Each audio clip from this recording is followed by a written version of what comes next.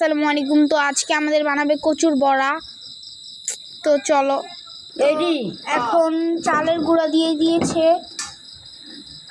আজকে রাঁধুনি এই যে হলুদ। তো আমাদের রান্না করবে এই আন্টিটা, এখন যে হলুদ দিয়ে দিয়েছে। এটা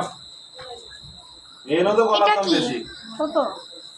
এটা ধনিয়া গুঁড়া দিয়েছে, গুঁড়া মরিচ দিয়ে দিল। এই দেখো কচু, এই যে এরকম অনেক সুন্দর সুন্দর ডিজাইন। এখানে আরো গুঁড়া মরিচ দিয়ে দিচ্ছে, এই যে লবণ দিল। তো এভরিওয়ান দেখতেই পাচ্ছেন এগুলো মশলা দিচ্ছে। এখন দিয়ে দিল আদা রসুন, এখন মাখাচ্ছে এটাকে, মিক্স করতেছে। জিরার গুঁড়া দিয়ে দিচ্ছে। তো এভরিওয়ান এখন পানি দিয়ে দিচ্ছে, এখন এটাকে এই যে এখন মাখাচ্ছে পানিটা দিয়ে, পানি আরো লাগবে দিচ্ছে। তো এভরিওয়ান এটা মাখানো শেষ আর কি, মিক্স করা শেষ। এভরিওয়ান আমরা মাটির চুলায় এটা ভাজবো, তো তোমাদেরকে আমি দেখাবো। এই যে মাটির চুলা, এখানে চলে এসেছি আমরা। তো গাইস এই যে উনি ভাজবে এখন এগুলা, এই যে এগুলা এখন নিয়ে আসছে।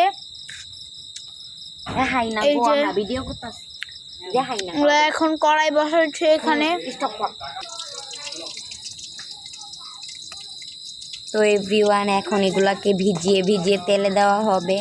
তো কিভাবে প্রসেসটা আপনাদেরকে দেখাচ্ছি আমি।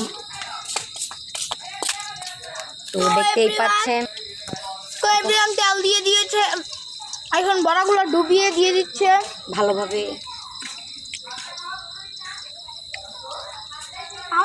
বানাইতে পারতেছে না, হেডি কি বানাইতেছে যাই না তাই জানতাম। ওই নাই। তো এভরিওয়ান এখন দিয়ে দিয়েছে চুলায়।